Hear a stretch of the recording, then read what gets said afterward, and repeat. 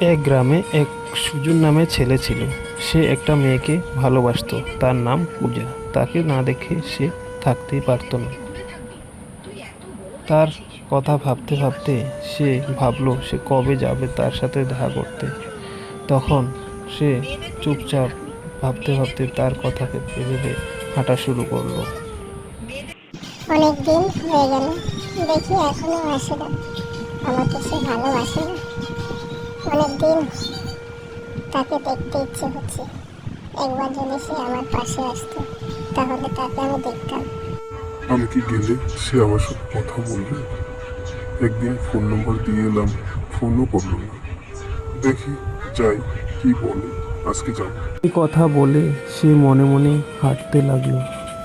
হাঁটতে হাঁটতে তার বাড়ি পৌঁছে গেল। পৌঁছে তার সাথে দেখা করলো।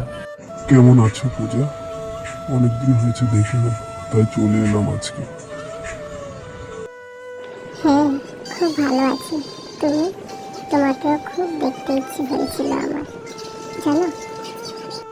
তোমাকে না দেখে আমার মনটা খুব ছটফট করছিল, তাই ভাবলাম আজকে তোমার কাছে আসবো। তাই চলে এলাম। তুমি কিছু মনে করো না তো? জানো, তোমাকে না দেখলে আমার মন ছটফট করে ওঠে। ভাবলাম তোমার কাছে একবার ফোন করবো। তাহলে ফোন করোনি কেন? আমার তো ফোন বাড়িতেই থাকে সবসময়, কেউ ফোন ধরে না। তুমি যদি ফোন না করো কি করবে? কি বলছো শুনে? তুমি আমাকে এত ভালোবাসো?